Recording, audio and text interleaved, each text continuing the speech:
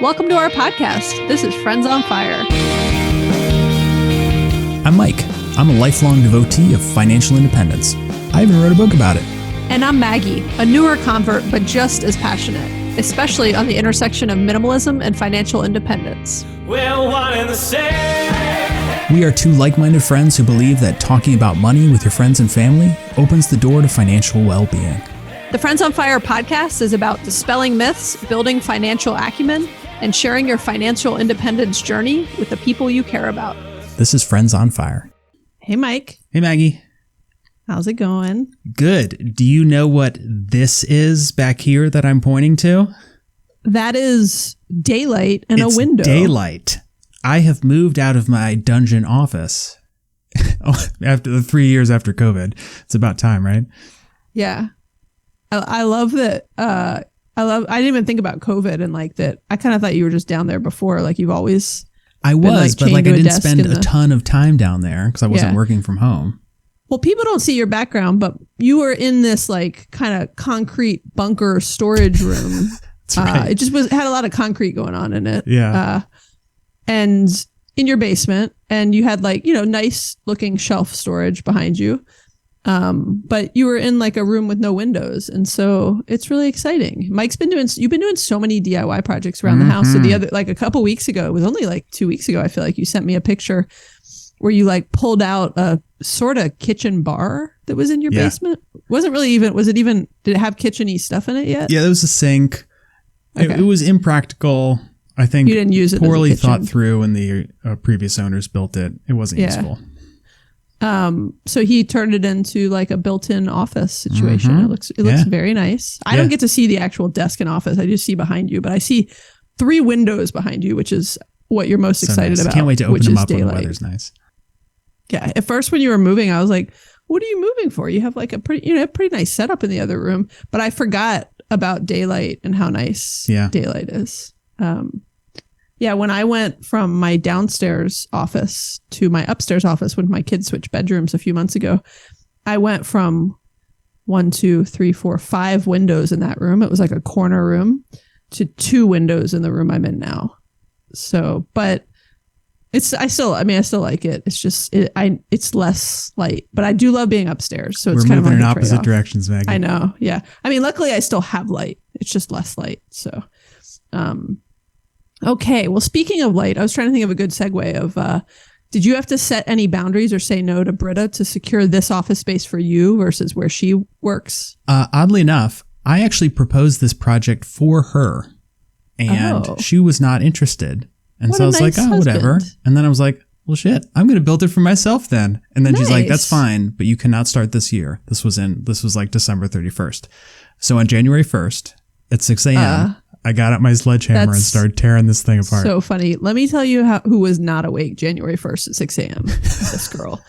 So wait, I love that you proposed it for her. Why didn't she want it?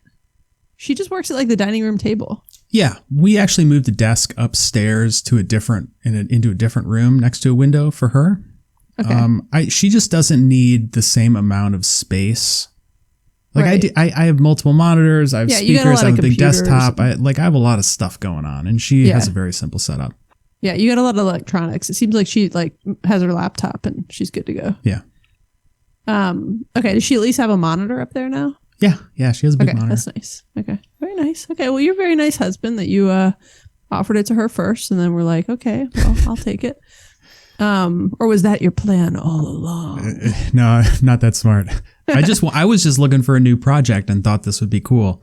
And then when she declined, like over the next 2 hours, I started thinking about all the ways I could make it awesome for me. And then at that point, there was no going back. Well, I love that she set a boundary of this isn't going to be a project over the holidays, which was probably her thinking of like not till next year.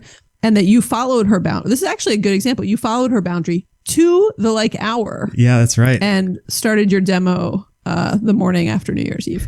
Okay, so today we're going to talk about setting boundaries and saying no. We're going to talk about it on the angle of your money and your time. Because look, time is money, whatever. They're often something that, we trade off in terms of having one or the other at different points in our life. But Mike, I'm going to give you a compliment. Okay. Are you ready for this?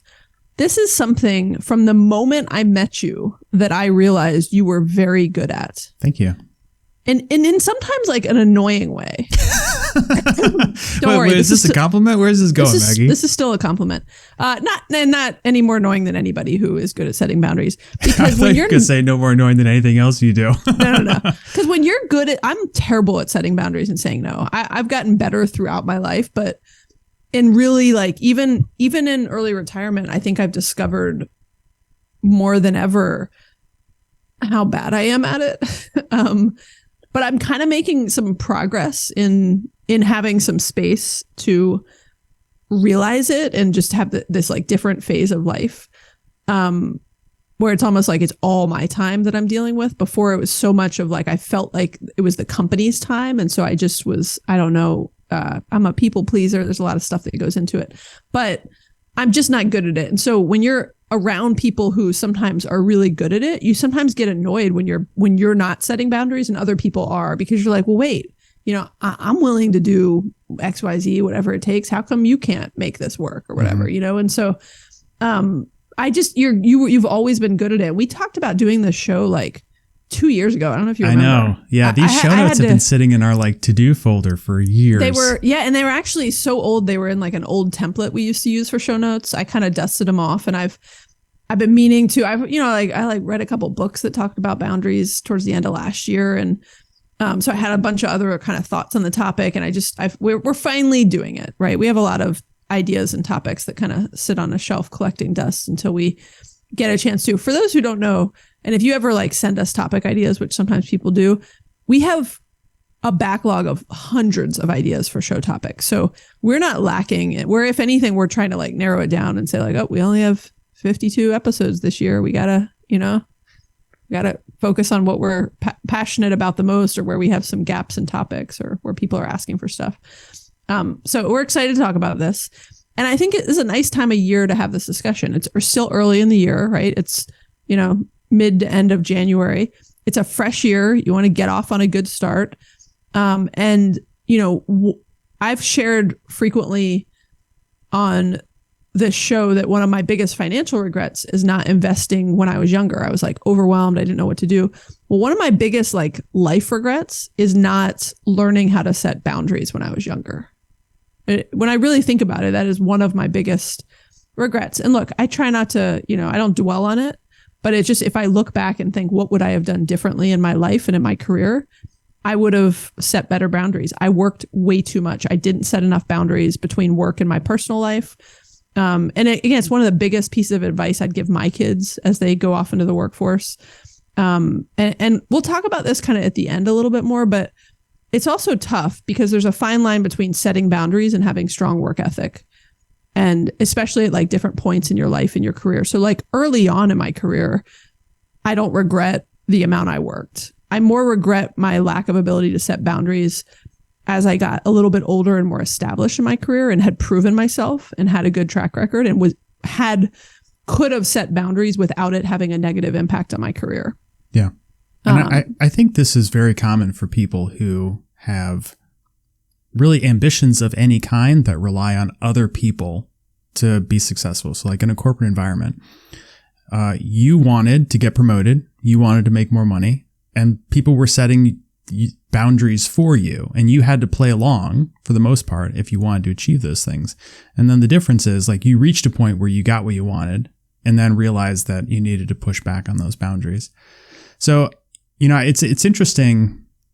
The metaphor, I guess, I'm not sure metaphor is the right term, of being a fine line between I never boundaries. know if metaphor is the right term when I use the word metaphor for what it's so worth. I'm not sure it is a line between boundaries and work ethic. I think they're two separate things.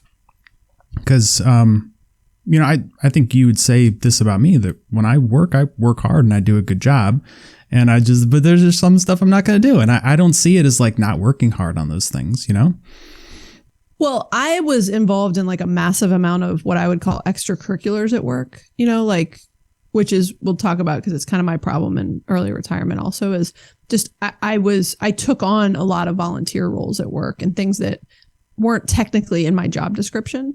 And those can pile up and become just exhausting and the tipping point of, an already demanding job.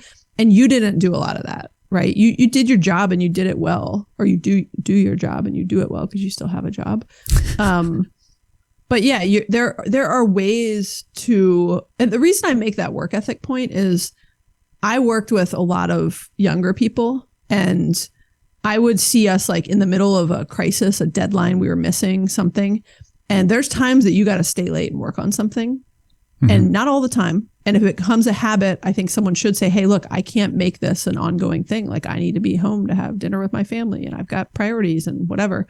But that they would just leave and be like, oh, it's the end of the day. And I'm like, we're not done with this, and we're on a deadline and we've got to finish this. And this is the sort of thing where like, I don't even care if you work the next 2 days, but like this thing needs to get done today, and I don't want to have to tell somebody that, I think people should be willing to, when we're on a deadline, put in extra time and know that on the flip side, there'll be some flexibility to make up for it. Right. And that's what I mean by, strong work ethic.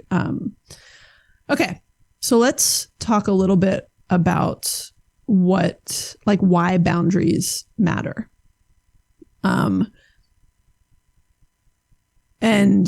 sorry, I was reading some other note. Okay. Let's talk a little bit. Let's start with why boundaries matter. And then we'll get into some very specific tactical advice and tips on how to set better boundaries with your time and then also with your money. So let's do this. You wrote a list of why boundaries matter to you. Why don't you read through those, and then I will give you my thoughts on why boundaries matter to me. It's funny, as you were saying that, I was like, you should start with why they matter. Do you want me to start? I will start because my list is going to be shorter. Well, yeah, I was going to say, you've seen my list, so I would love to hear yours.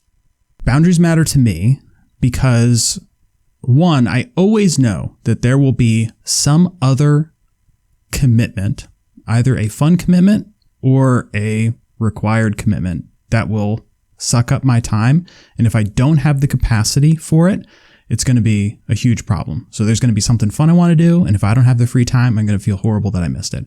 There's going to be some medical emergency that I need to deal with. And if I don't have the capacity or the will at that point to deal with it, that's going to be really problematic. So I always set boundaries to give myself the freedom and the flexibility to tackle other things that I'm not planning for. So you're building in for margin, which is one of my favorite words. And I build in a ton of margin. Yeah. The other is that I think I have a pretty good sense of two things: what I like doing and what I don't like doing, and what activities get me closer to my ultimate goals and what don't. So we'll take work, for example. There are a bunch of very specific things that I really like at work, and I know the things I don't like. And if stuff comes up, I'm going to avoid at all costs the things that I don't like. I also know that, going to your extracurricular thing at work, there are some extracurriculars that I do because I know it gets me involved with the right people. It helps me get closer to some of my professional or personal objectives, but I'm not just doing all of them without any clear vision of what the outcomes are. I'm only doing the ones that I know for certain or have a strong indication will get me closer to what I want. So let me ask you a question, Mike. Okay. Because this is going to be the crux of, I think, why you're successful at this and why I am not. And not just us, but I'm just using us as types of people as examples for, other people to identify with. Do you care what other people think? I care what some people think about some things. Right. In general, I think people would say I don't care about what anybody thinks, but I think it's just very limited. Yeah, I think that's a fair way of saying it. Like some people, you care that your boss thinks highly of you. Yes. To some extent. The things that I think are important that I'm spending time on, I want people to appreciate. So I am a classic people pleaser, right? I care too much what other people think about me to the extent, and I just started I told you I just started seeing a new therapist because I can see someone for $20 a session. It's so exciting. We're going to do that insurance episode soon. Don't worry. There's a reason I'm waiting a little bit. I want to get a few more actual experiences with doctor visits under my belt before I talk about the experience of what I think is a great, fascinating find. Anyways, so we've been talking about like people pleasing a little bit, but I'm not going to get too deep into that. But that to me is like the crux there, right? Is I've spent too much of my life overly concerned about pleasing other people to the detriment of my own freedom and happiness and time and margin and space, right? And so we've established I'm, not good at saying no. I'm not good at setting boundaries. And again, you are. So I think your point and your kind of like why it matters to you is really interesting. And even as you were saying that, I was like, look, one of the big differences is you're able to do all that because you're not overly trying to please people all the time. Yeah. Right. And I don't even mean that in a critical way, to be clear. Like I mean that in this case in a complimentary way. Yeah. So one additional thought on that. I think the reason I'm not trying to please people all the time is that it's my belief that in most cases, people just don't care enough to recognize it. Like, if I do or don't do something at work, people aren't sitting around like stewing over it for a long time. I am convinced that if I were to do a good job or do a terrible job or not do it at all, within like an hour, they would just forget it and move on because people's lives are so complicated. And I think that about everybody, it's that like, nobody cares theme of our show. I firmly believe that nobody cares. So you're right. But here's another theory. And this is very founded in like, I don't know a better word for it other than therapy and like just why people are the way they are. Mm-hmm. Right. You were paid attention to a lot as a child. That's true. Right. I'm serious. I think from what I know of your upbringing, my parents were amazing in so many ways, but they were busy working. And so for me to get, and then when they weren't working, they were tired, right? They didn't have time to go to my sporting events. They didn't like, they could get me there, but they weren't going to like sit and watch my basketball game. They were like dropping me off or I was catching, a ride with a friend. And this comes from, I learned this in therapy and it completely makes sense, right? Like I was always trying to do good to be noticed as a kid. Right. And that is the foundation of like, that's where a lot of people pleasing comes from. Right. Not all, like everybody's, get different, kind of things about, how they grew up or how, or even just as an adult, how they are or whatever. But that is a big difference. And that is something that I have understood and kind of learned over time is where a lot of my like lack of boundaries comes from, is that I'm overly trying to make everybody happy around me, even when it's to the detriment of me. Right. And the more I like say this out loud, the more I'm like better at dealing with it. And I think, my parents were like incredibly proud of me. But when I look back to how I was raised, I always felt the need. And look, some of this is nature versus nurture, right? I also just was like, could have been wired this way and born this way. Right. But like, to please everyone around me. But I learned again through therapy, like a lot of that comes from wanting to be noticed as a kid and wanting to like, that drive and do good and whatever else. Okay. So one thing, and I'm going to get into like why boundaries matter. And this is like, my point of view, but this is also just, third party point of views and kind of why boundaries are important. But just on the points we were just talking about, Mike, I do want to mention, because it's relevant to this discussion, the one thing that I once heard or read somewhere or heard from somebody, I don't remember where, it goes back like 5 or 10 years, that has actually worked for me when I do get better or when I have had moments of being able to say no and set boundaries, is that every time I'm saying yes to someone else, I am saying no to my kids or to other priorities like you mentioned. Like your whole explanation reminded me of that kind of trick that I learned a long time ago, which again, I learned it, but do I like incorporate it often enough? No. But I just love that because I'm terrible at saying no to people and I don't want to have to say no to people, but me flipping it on myself and saying, wait, would I rather say no to this random person at work who's asking me for something that's not really my job that I don't have time to do? Or would I rather say no to my children who I want to make happy and I want to be able to spend time with and, everything else. And that really made me be like more selfish about it. And selfish isn't even the right word, right? But anyways, okay. So why boundaries matter. So ultimately, like we all need to get better at saying no and setting boundaries to protect our time and money. So it's a protection thing. It's a form of self-care. I read something in a book, couldn't tell you what book, a few months ago that positioned boundaries as just setting expectations, which I really liked because it like the thought of saying no sounds harsher and harder to me, but setting expectations about what you can and can't do and giving people clear guidelines around how you would like to be treated and what works for you and what doesn't feels super reasonable and just like being an adult, right? Like it doesn't seem like something that should be that hard. And then, on the flip side, the idea of not having boundaries can lead to resentment, burnout, feeling taken advantage of, feeling taken for granted, feeling hurt, being angry about something. And I can attest to these feelings, right? Like I'll agree to do some like volunteer role. And then I'm like super resentful and kind of annoyed. And, I'm like, why am I doing all this and nobody else, and so like, because I'm overcommitted and I'm overstressed and like, I didn't actually have room in my life for that thing. Right. And Mike, you, in the example you were giving earlier, you pre-recognized that you wouldn't have room for that thing in your life because you needed to leave space for the unexpected. And I'm like, my eyes are bigger than my stomach. Right. Like, I'm like, I want to do it all. I do. And I genuinely want to help. Like the whole question of like where all the people pleasing comes from is one thing, but I also genuinely like, I want to help people and I don't like saying no. Anyways. Okay. So, and also the idea of not having boundaries can make you feel, this is the point of like, when I say I genuinely want to help people, it can make you feel responsible for other people's happiness over your own. I just read that last night when I was doing a little bit of research for this. And like, that's the self-care kind of selfish angle, right? So it might feel like you're being selfish.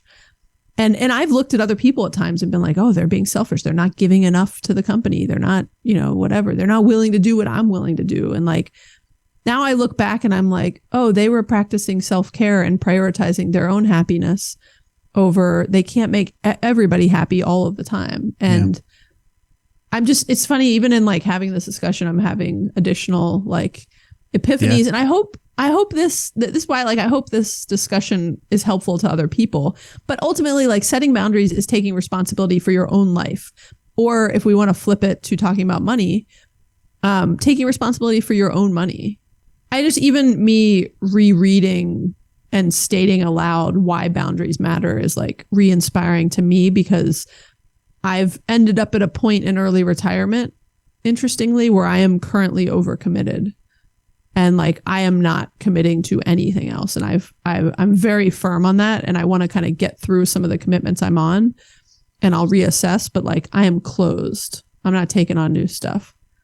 I'm glad you're making a lot of progress in this episode. I feel like I should charge you a $20 copay.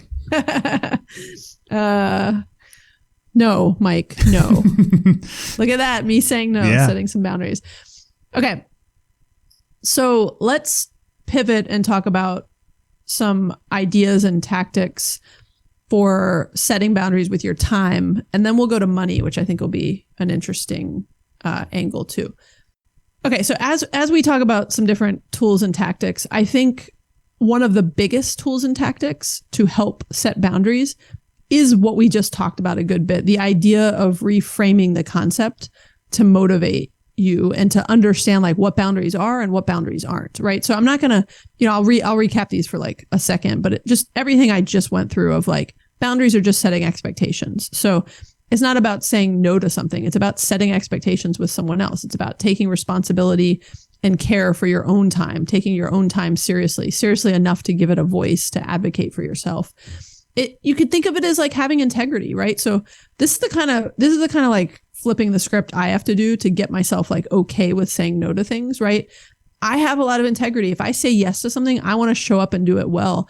And lately I feel like I've said yes to too many things and I'm not actually able to deliver. And that reminds me like, I don't want to be that way, right? Aside from the fact of like, I shouldn't even have to have that angle on it to just get myself to set boundaries. But sometimes if that's what works, right? Mm-hmm. And I think, another interesting point, Mike, and it's related to your reason of why boundaries matter is, we often make commitments and say we'll do something on some like hopeful future version of ourselves that doesn't actually exist. It's the idea of like, your eyes are bigger than your stomach. And so you consider the future you when someone's asking something of you, because you're thinking like, well, I need margin in life at my time.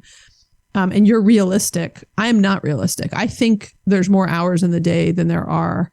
And I think I can get more done. And this has like been I just always am like, I can do more. I can, I'll figure it out, whatever. And that's not a good feeling, like to feel overcommitted and to feel behind on things. Like that's how I felt at work for like, I don't know, 20 years. And so remember what that feeling feels like to be overcommitted, like channel that feeling and channel some Mike and say like, I'm going to protect my future you, right? I'm going to under promise and over deliver on the things I am committed to, right? If I end up having extra time, right? And so I think the point is flipping the script and kind of reframing things of what boundaries are and why you're saying no, and then not feeling guilty about it, right? Don't feel guilty about setting your own freedoms and taking those freedoms that you need to be happy and to have a balanced life, right? You should feel guilty for not doing this because it's not fair to yourself, right? And so I think my biggest tip is like reframe the way you're thinking about boundaries. And the next tip is to really understand your why. And this will help in reinforcing why you should say no or when you should say no. And one of the examples that I think I'm most proud of, weirdly, is when I turned down an offer to move to California when I was with AT&T. And, I had moved up in the company very fast. I was very happy. I liked my job, and they were moving our whole office out there, and they offered like very nice packages. This was not going to be a money issue. But I knew that I didn't care about getting promoted. I didn't want to really work the rest of my life. I didn't want to live out in Los Angeles. And so so those were the boundaries that I had set. Like, I don't want to do those things. I don't need those things. And therefore, this was one step too far. I was not going to move out to California. And it like wasn't even a decision. I was like with Britta at the time. I got this phone call. And within a second, we were just like, yeah, we're not doing it. Because we had already determined what our why was for working and what we were and were not going to sacrifice to do it. Yeah, I think that's a great one. Oh, Mike, also, had you gone out to LA, Friends on Fire never would have happened. Never would have happened.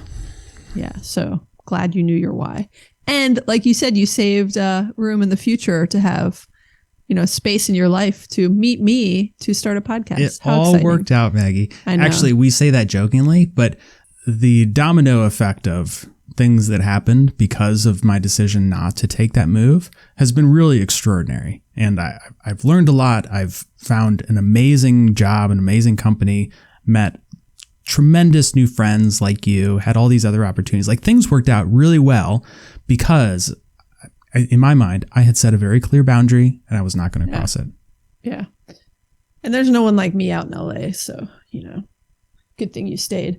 Okay. What so, blondes wearing athleisure around? I think I'm that's not blonde everybody anymore, Mike. Oh, your orange hair since brown. You dyed it? I'm not brown anymore. What? I mean, I'm not orange anymore. You can't. The lighting is tough in here. This is a weird. When did this happen? A couple weeks ago. We haven't recorded since then. I almost did an Instagram story, but I was like, did people really care about my hair color? Liz Gets Loaded knows all about my hair color. That's all that matters. Can you not tell that it's all brown now? No. It's just the light. Here, look. Actually, now that I think about it, I don't remember what your hair looked like before. Oh my gosh. Mike's boundaries in his brain are like what he does and doesn't know. He only has like so much room. For what it's worth, a lot of people are like that and they just don't, they don't notice things like that. Okay. Another tip for setting boundaries is to put some specific limits or constraints on things. So an example for me that I am trying to, I haven't put it into place yet, but I'm trying, is I'm like going to pick a day or two each week where like I don't take any meetings or calls. I don't record the podcast. Like, they're just me days and they're open for whatever happens, but I don't schedule things in advance on them. So, and it might be like Wednesdays and Fridays. And so, because I'm in a bunch of like things now, like a bunch of volunteer roles that are actually like fairly time demanding. I'm helping a friend with some logo and branding and a website and just a bunch of things I've committed to.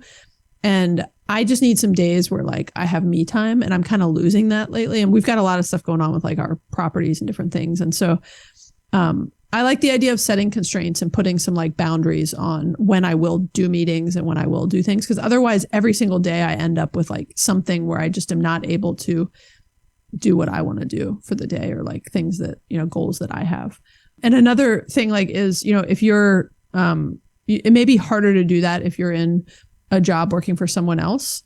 But you can put constraints on like the hours you work, right? And say like, look, I want to be home every day by 5:30 to have dinner with my family, right? So it could be kind of some rules or constraints you put on your time, and try to stick to them and create habits around them, just like you would working out or, you know, anything else. And then another tip I've heard before, Mike, which it's never really worked for me, but I hear so many people say this, that if it's not a hell yes, then it should be a no. Like if we somewhat something, yeah, it doesn't really work for me. I think it's great advice in certain situations. What those situations are, I can't put my finger on right now. Maybe it's like the LA situation of like, if you weren't like, oh my God, it sounds like such a cool adventure to move to LA. You're like, yeah, no. If you're trying to convince yourself that it's a good idea. Yeah. Maybe it's with like bigger things or out of the ordinary type decisions, but there's certainly like the, the working hours example that you just gave. I don't think anybody's like leave at 5 or leave at 6. That's a hell no versus hell yes type situation. It's just like, it's a small boundary. You know? The people who I've heard say that a lot are people who are like authors, and they speak at things and they're trying to decide if they want to take a speaking commitment. And like, I've heard it used in that example. If they're not just like, oh my God, I've always wanted to go, you know, speak to Harvard. I don't know why I can't think of what would be a cool speaking commitment. And so the thing is like, limit the in-betweens, right? Another tip is that you could present some alternatives. So if it's not a full no, you could say, hey, I can't do that. And you feel really bad, like turning someone down. You could say, hey, I'm not able to do that, but here's what I can do instead.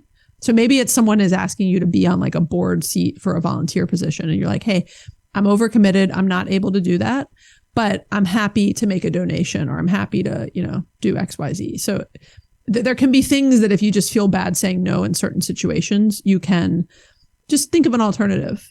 I have another idea, Maggie. Go ahead. Do you remember one of the options for our a bunch of our money etiquette situations? Just don't say anything at all. Oh yeah. So this is I would not deploy this tactic that frequently, but like if you get an email asking you to do something you don't want to do and you can't figure out a good way around it, just don't respond. Well, I know you like half jokingly say that, but only half jokingly to be clear. But I will say one thing that someone once actually, I think it might have been like my old boss at IHG said this, or someone, like, I'm always like the quickest, or maybe it was a mentor or somebody. I'm like the quickest to reply to an email and jump in on like the answer of something. And they were like, just give it a minute, like let some other people jump in. Right. And I started doing that. So it might even be that it's not that you're never going to reply to the email. Take your time. Yeah, take your time, and maybe in the meantime, someone else jumps in, right? Especially if it's not a hell yes for you, right? If it's a hell yes, then don't take your time. Like, be the first to answer. But that's like, you know, being slow to reply is a reasonable tactic, especially if you're like busy and you got other priorities. And I often will prioritize something that just popped up when I'm like, I still haven't done 20 other things that I've already committed to. Another thing you could do is you can leverage your accountability partner. You know, I think a lot of times when we are faced with opportunities or requests, it is hard for us to take a step back and have a broader perspective on the situation because we have so much context in the person asking or the things that are going on at work or whatever it is. And if you run these situations by someone, they're likely going to have a much different perspective, which will help you clarify whether or not you should say no. Yeah, I often run things by Greg. And he is really good at being like, no, why do you feel like you need to do that? You know, like he's just, and not in like a rude way or anything, but just that he's a step removed from like my feelings of trying to like please everybody that asks me of anything. Okay. Another one that's helpful for me that is kind of what we've talked about from some different angles is remember, the concept of like the oxygen mask if the plane is crashing, right? You got to put the oxygen mask on yourself before you can put it on the people around you, including your children. And so think about the oxygen mask, right, as your boundaries of like, what are the things you need to do for yourself? What freedom and margin do you need to set up in your time? And all you're doing when you set boundaries and say no is like you're putting that oxygen mask on yourself because you need to breathe so that you can be around to help everybody else around you when and if it's the right time. And so I like that angle on it too. And then my last tip on this is the concept of creating a no log. So for someone like me who is so bad at saying no, I once did this. I can't even find it. I need to look for it. But I started a log of when I did say no to things because I wanted to like get some points on the board, if that makes sense. Like I wanted to, in the same way that you have a to-do list, like track when you're saying no to things. Don't do list? When you're setting boundaries. And on that note, Mike, I have this little sign. Yeah, I bought it in like one of those little like cute gift shops, like, I don't know, 5 or 10 years ago. All my number of years are like 5 or 10 years ago. I don't know. It could be 15 years ago. It's this like little, very artistic, like metal sign that's like white and says no. And it's got like an imprinted kind of no on it. It looks like kind of an antique sign and it just says no. And I loved it because I was like, and I put it in my office and it's in my office now too, but I had it in my office at IHG for a long time. Because I was like, I need to remember the word no, that it is a word in the English language. It's a word in all languages in some way. And like, I need to build that muscle. And so the idea of keeping a no log is like, keep a list of all the times you are saying no and that you are setting boundaries to remember and kind of give yourself some credit for it. But also you can go back and look at those things and be like, hey, do I regret that? Am I okay? Is the world still, moving? Do I still have friends and I'm still able to accomplish the things I want to do in life. And I've said no to, all these things. Like, that's okay. I just think it's a little bit of a different angle, but it's kind of like tracking your expenses, like track all the things that you say no to. That's an interesting Keep a no idea. log. All right. So let's pivot to how to set boundaries with your money. Okay. And there's a couple primary situations, like saying no to yourself. So setting expectations, boundaries for yourself, and saying no to your kids. And Maggie, one of the terms you've used or sayings that you've used with related to kids that I've really liked is that like you're in charge. You're the parent, Yeah. Like they're asking for stuff all the time. They're crying, they're throwing a fit, but you are in charge. It is not their decision. And setting boundaries with kids is especially important when it comes to spending money, because if you don't, you're going to spend hundreds of dollars a day on all kinds of nonsense. And you're going to teach them bad habits with money, right? Yeah. So if you want to think of it as like, it's not just because you're trying to protect your own money. I'm genuinely doing it because I want to teach my kids about money. I could spend more money on my kids than I could afford to spend more money on my kids than I do now. But like when my kids go out now, they're earning a very fair, I would argue generous allowance right now. Anytime they want to do extra chores and like, I paid Maddie to clean 3 bathrooms the other day, right? Anytime they come to me and say, hey, I want to earn some extra money, I will, most of the time, like I've got things that I will pay them and I'm paying a solid rate, right? I'm paying like more than I would, pay a stranger perhaps. Yeah. So they know they have things they can do to earn money, but when they go out with their friends now, they have money in their savings account. We put it on Apple Pay for them when they want some, cash, and they're spending their own money. And that I am already seeing how thoughtful they are about not just earning money, because sometimes, especially my oldest, who kind of does the most with her friends, will come and say like, hey, can I earn some money? Because she knows she's trying to like earn money for stuff she wants to do in the future. But also they're very thoughtful. They like think twice, 3 times about what they spend money on and how they'll spend their money. And they're aware. They wanted something the other day and they wanted me to take them to Walgreens. And I was like, okay, but you're going to have to spend your own money on that. And do you value it enough? And they were kind of like annoyed at first. And then they were like, but no, I want this thing. And so, and it was like a facial care product that it was not a necessity. And it wasn't like face soap, which I will buy with my own money, to be clear, for them. And but I showed them at Walgreens. I go, I hate Walgreens. Walgreens is so overpriced on stuff. And I was like, let's see. I go out. That's my theory. I always think Walgreens is heavily overpriced, but they can walk to Walgreens.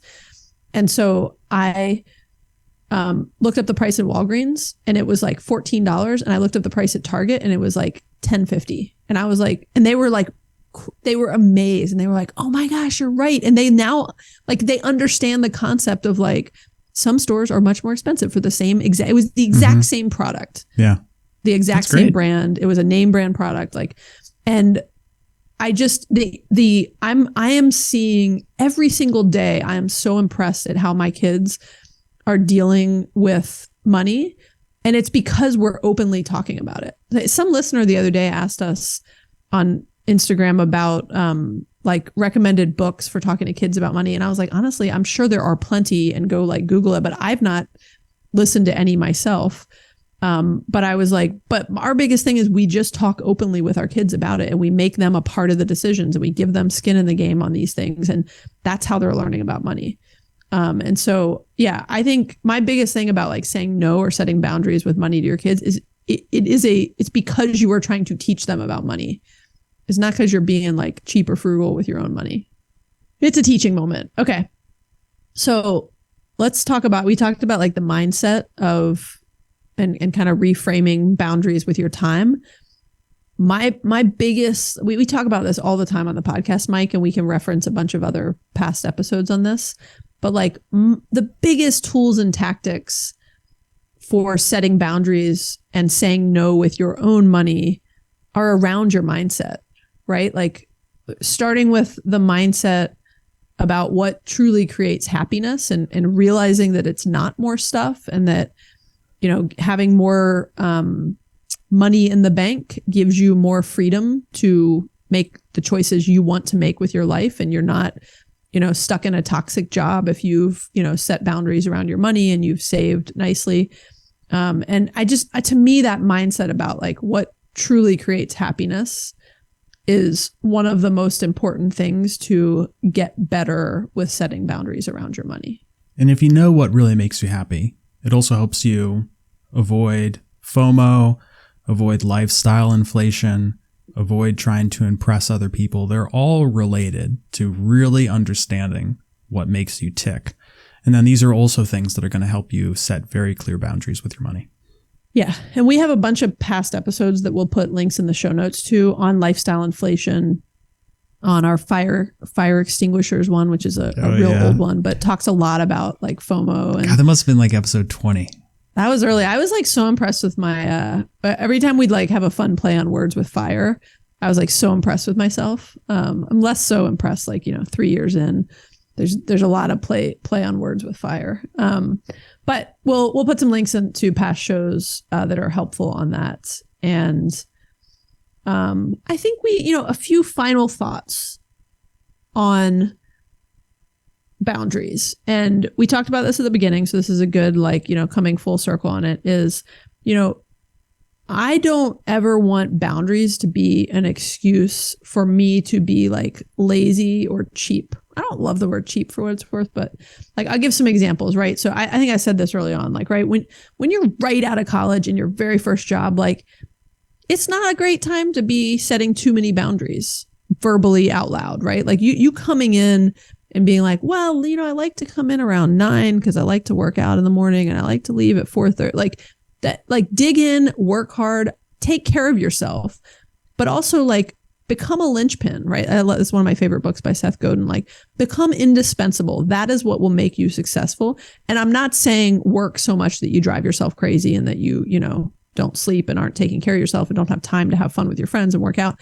But I am saying like dig in and work hard, because I just think that the concept of boundaries can sometimes be confused with not doing a good job and not going above and beyond and being, you know, I don't love the word like lazy, but like not working hard, right? And on the flip side, when I made that same reference of like, don't let it be an excuse for being cheap, right? If you organized a dinner or you agreed to go have dinner with someone else and, you know, like you should be offering to split the bill, you should be offering to pay depending on what the situation is, right? Like if you're asking someone else for a favor and you they're spending an hour of their time with you and they're meeting you at Starbucks, like you should be paying.